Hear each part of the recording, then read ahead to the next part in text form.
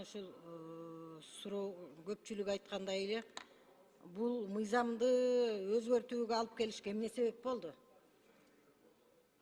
Анан экинчиден ушул мыйзам автору ким? Айтып коюңузчу. Мен таң калып атам да мыйзам авторлору жогорку кеңештен чыгып атканыначы. Жок, мыйзамдын авторлору жазылып турбайбы, Камила Абдыразаковна? Жок, бир топ идеяны ким көтөрдү да, кимдер бирөө көтөрдү да, барыңар тура калып эле, чогуу отура калып эле, чогуу жаза калганыңар жок да. Ким идеяны ким берди силерге? Ошол жердеги авторлор бардыгы. Жок. Мен канааттанбайм бул жоопко.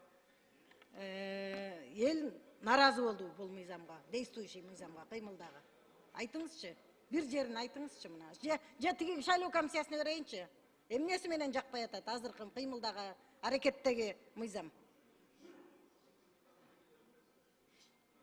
Камила Абдыразаковна, биз азыр Борбордук шайлоо комиссиясы бул жагынан кемчилиги бар, кемчилиги жок деп айта албайбыз.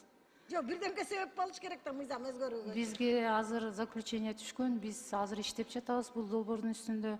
Кийинки жумадан кат түрүндө өзүбүздүн сунуштарыбызды ошол бизде Борбордук шайлоо комиссиясында ведомстволор аралык жумушчу тобу бар. Ал жерде ар бир фракциядан өкүлчүлүктөр бар, депутаттар, ошолор менен кошо иштешип өзүбүздүн сунушубузду беребиз. Анан эми талкууга катышканга ыргасып болуп атамын чынында мен дагы. Президент указ менен жаштардын жаш өзгөчөлүгүн 35 жаш деп белгилеген, Алмаз мырза. 35 жаш деп. Сизге берип атам, президенттин өкүлү катары.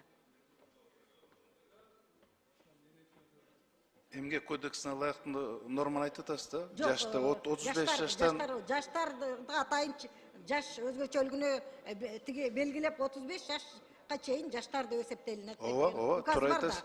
Жок, указ эмес, илгери трудовой кодекс болчу 35 жашка чыккандан кийин баягы орусча айтканда не молодой деп айтылат да. Анан то есть молодой деп 35 жаштан кийинки уже мындай не молодой мужчина деп молодой женщина айтылат да.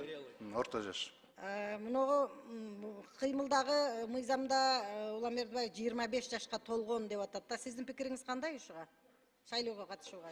Мен толук кошулам. Ошон үчүн биз ушул мыйзамды алып чыктык.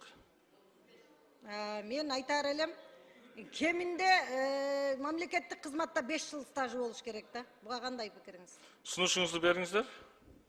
Анан 35 жаш деп бериш керек да. Ичине такшалгандар. Сунушуңуздарды бериңиздер, Камила Абдыразаковна. Анан мыногу жерде дагы мыногу агитаторларды миңге чейин деп атасыңар, бул мындай мыйзамдуу түрдө подкуп да бул. Агитаторду миң дегенчи. Мына мисалы акчалуу киши келет дагы 1000 агитаторго айлык бердим деп туруп, айлыкты төлөп коет. Элге канча кызмат кылган киши калып эле ошол 1000ди сатып алып туруп эле шайлоого келе берет. Бул экинчи сторонасы бар. Экинчи, мисалы мен мыногу шайлоодо мен бир агитаторду алганым жок. Эгер элге иштесең, эл сени колдосо, ар бир үй сага агитатор болуп бериш керек да. Таптакыр эле агитаторду алып салбайлыбы?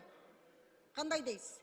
Эми Камила Абдыразаковна, эми сиз бир топ чоң кызматтарда иштегенсиз, элге таанымал саясатчысыз, депутатсыз. А бирок жаңыдан ушул саясатка аралашабыз, элге таанылабыз деген биздин жарандарыбыз дагы бар да, алардын дагы мүмкүнчүлүгүн чектебешибиз керек да, Камила Абдыразаковна. Мисалы сизди тааныса, балким эртең башка талапкерди тааныбайт, ошон үчүн ал өзүнүн программасын, өзүн элге таанытуу боюнча ошол өздөрүнүн үгүтчүлөр аркылуу элге жеткизет өзүнүн оюн. Жок, бул жерде чектөө эмес. Бул жерде кенен эле коюп, ар бир үй агитатор кааласа болуп бере берсин да. Бул жерде аялдар үчүн татаалдык келип калат. Аялдар дайыма андай ар бир агитатор 1000 агитаторго акча төлөгөнгө шарты жок да менин оюмча. Бул жерде аялдардын укугу чектелип калып атпайбы? Жок, аялдардын укугу абсолюттук түрдө чектелген жок, Камила Абдыразаковна. Мына бүгүнкү күнү биздин парламентте мына 19 адашпасам 20 аял отурасыздар. Бирок биз аталган мыйзам долбоору менен гарантированно 30 округтан бирден аял келет деп 30га чыгарып атпайбызбы? Демек бул жерде аялдарды мындайынча айтканда тескерисинче колдоп, мүмкүн болушунча бул жерге алып келүү боюнча аталган мыйзам долбоору шарт түзөт. Мен макул эмесмин. Мен өзүм пикиримди айтып атам. Анан жанагы сиздер кайра шайлоо тиги болбойт, ирети менен кийинки кезекте турган келе берет. Бул абсурд да. Жеңилип атпайбы экинчи турган киши? Мыйзамдын логикасын карагыла. биринчи утту, ал жеңди да. Ал экинчи жеңилди да. Анан кайра тиги башка кызматка кетсе, экинчи келе берет деген бул абсурд да. Бул туура эмес логика болуп калат. Анан бизде аябай интрига күчтүү. Ал 10 жылдык, 30 жылдык маселелерине чукуу, анан кийин тиги келгенге аракет кылат. Мына бул жерде коллегалар да айтып атат, бул коркунуч бар. Ошон үчүн эл кимди көп добуш менен шайлады, ал Андан кийин бул жерде айтылып атпайбы жогоруда сиз айткандай Камил Абдыразаковна кийинки талапкер болуп тургандар кандидатты иштетпейт депчи, мындайча айтканда депутат болуп келгенде. Эгерде депутат таза жеңсе, эгерде депутат аркасы таза болсо, эгерде депутат шайлоого коррупция жол бербей таза элдин колдоосу менен келген болсо, эмнеден коркот? Эч нерседен коркпош да.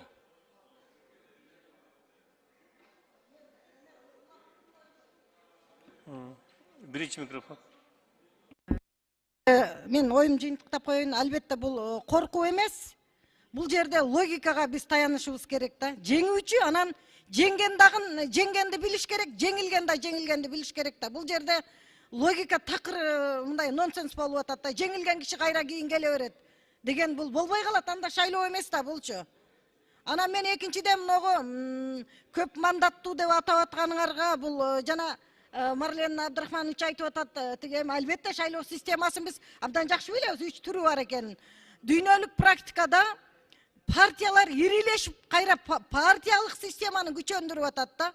А биз артка кетип атпайбызбы? Партиялык системаны жок, жөн эле өзүбүздү алдап атабыз. Жанагы партиядан мынча киши, бул партиянын жаназасын окуп коебуз. Могу мыйзам өтүп кете турган болсочу, партия жок болот Кыргызстанда.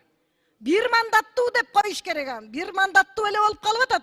Маңызы атын ар кандай кылып шөкөттөп атасыңар, бирок маңызы келип туруп бул бир мандаттуу болуп калат. Эгерде бир шайлоочу бир адамга добуш берсе, эгерде бир шайлоочу округтан 3 киши деп атасыңар, үчөөүнө добуш берсе, ошондо көп мандаттуу деп маңызы туура келип атат да.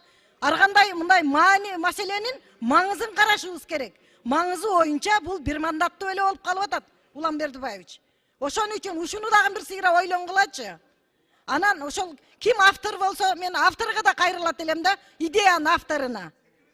Бир шайлоочу үчөөгө добуш бериш керек. Эгер көп мандаттуу деп аталып аткан жерде. Биз логиканы карайлы да, логикага маани берели. Рахмат. Рахмат.